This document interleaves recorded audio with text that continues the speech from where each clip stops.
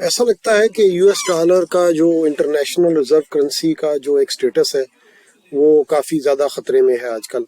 اور جیسا کہ آپ جانتے ہیں کہ ورلڈ وار سیکنڈ کے بعد جو یو ایس ڈالر ہے وہ ایک ورلڈ انٹرنیشنل ریزرو کرنسی کے طور پہ دنیا میں سامنے آیا. اور ابھی بھی تقریباً 90% جو انٹرنیشنل ٹرانزیکشنز ہیں وہ یو ایس ڈالر میں ہوتے ہیں. اور تقریباً 60% جو انٹرنیشنل جو کرنسیز کا جو ریزرو ہے انٹرنیشنل بینکس میں، جو ان کے جو مین بینکس ہیں اسٹیٹ بینک، ان میں یہ یو ایس ڈالر ہی ہے. لیکن ایسا لگتا ہے کہ فیوچر میں شاید یو ایس ڈالر کی حیثیت ایک عام سے کرنسی سی ہو جائے، یا ایسا لگے کہ جیسے یہ انٹرنیشنل ریزرو کرنسی تو ہرگز نہیں ہے. تو اس کی مین وجہ یہ ہے کہ سب سے پہلے تو یورو نے اس کی جو ڈومیننس ہے اس کو کم کیا، اور اب کافی زیادہ یورپین ٹرانزیکشن جو ہوتے ہیں وہ یورو میں کیے جاتے ہیں بجائے اس کے کہ یو ایس ڈالر سے کیے جائیں.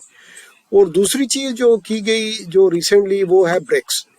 برکس جو ہے یہ برازیل، رشیا، انڈیا، چائنا اور ساؤتھ افریقہ نے ایک کائنڈ آف کولیبریشن بنایا ہے، اور انہوں نے یہ ڈیسائیڈ کیا ہے کہ وہ اپنی ایک نئی کرنسی لے کے آئیں گے اور اپنے جو انٹرنیشنل ٹرانزیکشن ہیں وہ اس کرنسی کے ذریعے کریں گے بجائے اس کے کہ وہ یو ایس ڈالر کو استعمال کریں. اور اس میں یو ایس ڈالر کا اپنا بھی بہت زیادہ قصور ہے. ان کا ایک تو سب سے بڑا جو میسو ڈیٹ ہے ان کے اوپر، یہ بہت بڑا پرابلم ہے. انفلیشن ایک بہت بڑا فیکٹر ہے، اور اس کے علاوہ excessive printing of U S dollar, جو انہوں نے کووڈ کے پیریڈ کے دوران اتنے زیادہ یہ یو ایس ڈالر پرنٹ کیے، اور اس کی وجہ سے ظاہر ہے کہ اس کی ویلیو الٹیمیٹلی جو ہے وہ ایک آرٹیفیشلی اوپر رکھی جا رہی ہے، ادروائز اس کو نیچے آنا چاہیے. تو یہ ایک تھوڑے سے فیکٹر ہیں جس کی وجہ سے ایسا لگتا ہے کہ یو ایس ڈالر جو ہے وہ الٹیمیٹلی شاید انٹرنیشنل ریزرو کرنسی نہ رہے، اور وہ جو ہے اس کے بجائے یو این جو کہ چائنا کی کرنسی ہے وہ کوشش کر رہے ہیں کہ وہ ایک انٹرنیشنل ریزرو کرنسی کے طور پہ آئے، یا ایٹ لیسٹ ڈومیننٹ کرنسی کے طور پہ سامنے آئے.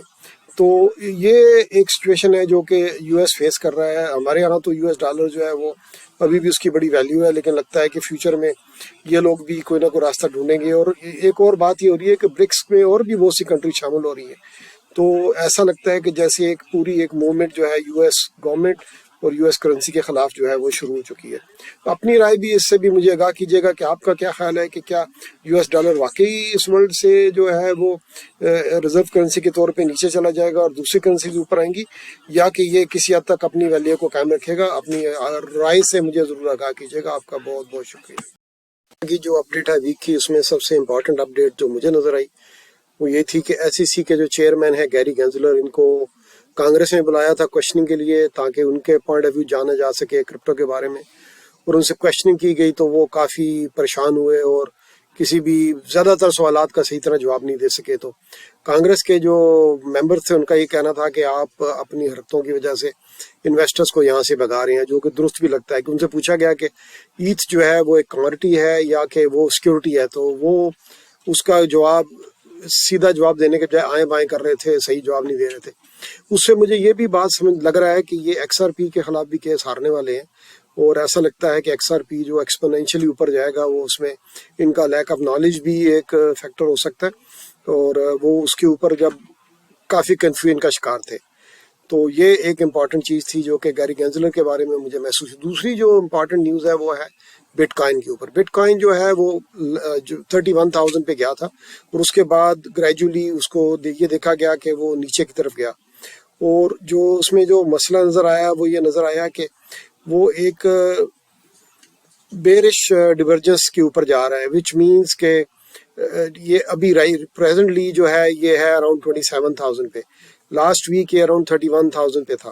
اور یہ اس سے پہلے یہ جو بیرش ڈیورجنس کے اوپر جو نظر آ رہی ہے وہ لاسٹ ایئر تقریباً 2 سال پہلے مارچ جنوری سے اپریل تک نظر آئی تھی. جون اور جولائی میں یہ تقریباً 50% نیچے گیا.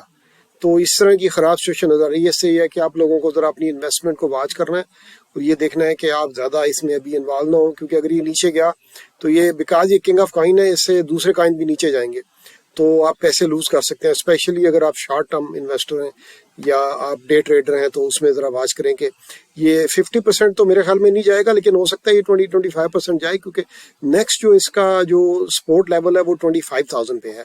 تو وہاں پہ لگتا ہے کہ یہ جا کے رکے گا. لیکن you never know about crypto کہ یہ اگر بہت نیچے چلا جاتا ہے تو کافی سارے لوگوں کو ایٹ لیسٹ ٹیمپریری نقصان ہوگا. الٹیمیٹلی تو اس نے اوپر آنا ہے اور یہ کافی اوپر جائے گا, لیکن رائٹ ناؤ یہ آپ نے واچ کرنا ہے کہ اگر شارٹ ٹرم انویسٹمنٹ کر رہے ہیں تو پھر تھوڑا سا اس میں سے نکل جائیں, کیونکہ یہ 51% اس وقت نیچے گیا تھا. ایک اور چیز جو بڑی انٹرسٹنگ نظر آئی اس میں وہ یہ تھی کہ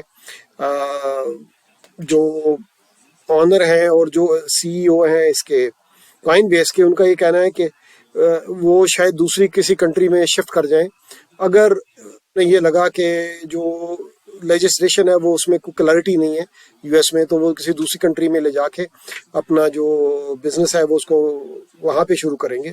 تو یہ ایک ایسی نیوز تھی جس پہ کہ کافی امریکہ میں بحث ہو رہی ہے, اور یہ دیکھا جا رہا ہے کہ کیا ایسی پالیسیز بنائی جائے کہ یہاں پہ جو انویسٹرز ہیں وہ رہیں, ادروائز یہ کافی بڑا مسئلہ بن سکتا ہے. لاسٹ جو بٹ کوائن اوپر گیا اس کی بنیادی وجہ تھی سی پی آئی report. C P I report positive I تھی تو اس سے بٹ کوائن اوپر گیا تھا, لیکن اب نیکسٹ جو سی پی آئی رپورٹ آنی ہے مئی 10 کو, لیکن اب جو نیکسٹ 2-3 ڈیز میں جو چیز ہونی ہے نیکسٹ ویک وہ یہ ہونا ہے کہ جو فیڈز ہیں وہ انٹرسٹ ریٹ کو کنسیڈر کرنے والے ہیں کہ اس کو نیچے جانا ہے, یہ اوپر جانا چاہیے, کیا ہونا چاہیے, اور 91% چانس ہی نظر آ رہا ہے کہ وہ جو ہے اس کو اوپر ہی لے کے جائیں گے. تو اس سے یہ خطرہ پیدا ہو رہا ہے کہ اگر اس کو اوپر لے کے گئے تو بٹ کوائن اور نیچے آئے گا, تو اس کے ساتھ پھر آلٹ کوائنز تو نیچے آئیں گے ہی. تو یہ تھوڑی سی اپ ڈیٹ تھی جو اس ہفتے کی میں آپ کو دینا چاہ رہا تھا. آپ کے واچ کرنے کا